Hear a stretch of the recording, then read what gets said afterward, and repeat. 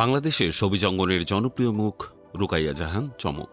ছোট পর্দায় অভিনয় আর গ্ল্যামার দিয়ে জয় করেছেন অগণিত দর্শকের মন। অভিনয়ের চেনা গণ্ডি পেরিয়ে চমক পা রাখলেন রাজনীতির ময়দানে। ত্রয়োদশ জাতীয় সংসদের সংরক্ষিত নারী আসনে প্রতিদ্বন্দ্বিতা করার লক্ষ্যে বাংলাদেশ জাতীয়তাবাদী দল বিএনপি থেকে মনোনয়ন সংগ্রহ করেছেন তিনি।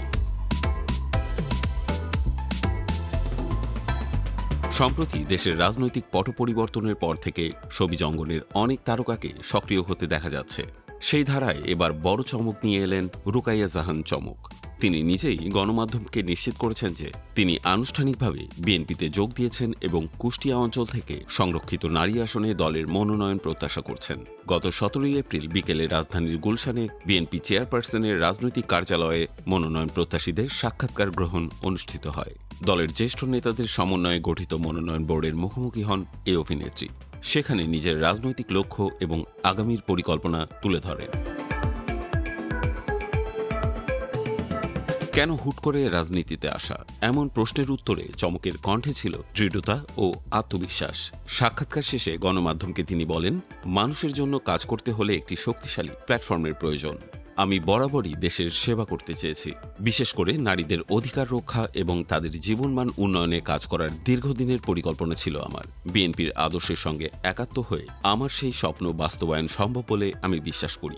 তিনি আরও জানান, মনোনয়ন বোর্ডের সঙ্গে তার আলোচনা অত্যন্ত ইতিবাচক হয়েছে এবং তিনি দলের সিদ্ধান্তের প্রতি শতভাগ আস্থাশীল।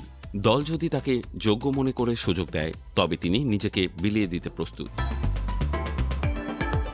এবারে সংরক্ষিত নারী আসনে বিএনপির প্রার্থী হওয়ার দৌড়ে কেবল চমকই নন, বিনোদন ও সংস্কৃতি অঙ্গনের এক ঝাঁক কিংবদন্তি ও জনপ্রিয় তারকার নাম শোনা যাচ্ছে।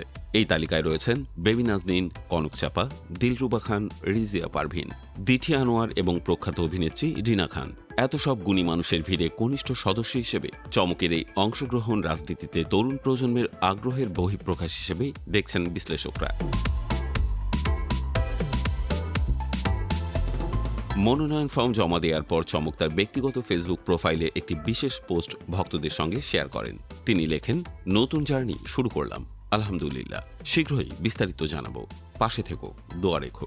তার এই ঘোষণার পর সামাজিক যোগাযোগ মাধ্যমে শুরু হয়েছে তুমুল আলোচনা। ভক্তদের বড় একটি অংশ তার এই সাহসী পদক্ষেপকে সাধুবাদ জানিয়েছেন। বরিশালে জন্ম নেয়া চমকের বেড়ে ওঠা ও পড়াশোনা ঢাকাতেই। বিনোদন জগতে তার যাত্রাটা ছিল বেশ রাজকীয়। 2017 সালে মিস ওয়ার্ল্ড বাংলাদেশ প্রতিযোগিতায় দ্বিতীয় রানার আপ হয়ে সবার নজরে আসেন তিনি। তবে 2020 সাল থেকে ছোট পর্দায় তার অভিনয়ের নিয়মিত পথ চলা শুরু।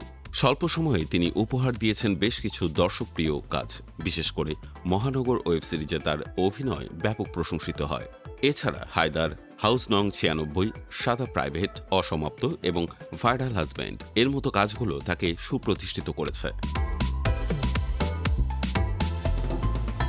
অভিনয় দিয়ে যিনি মানুষের হৃদয়ে জায়গা করে নিয়েছেন, তিনি কি পারবেন কুষ্টিয়ার মানুষের প্রতিনিধি হয়ে সংসদে কথা বলতে? সেই উত্তর দেবে সময় এবং দলীয় সিদ্ধান্ত। তবে রুকাইয়া জাহান চমকের এই নতুন পথ চলা যে বাংলাদেশের রাজনীতি ও বিনোদন জগতের মেলবন্ধনে এক নতুন মাত্রা যোগ করেছে, তাতে কোনো সন্দেহ নেই।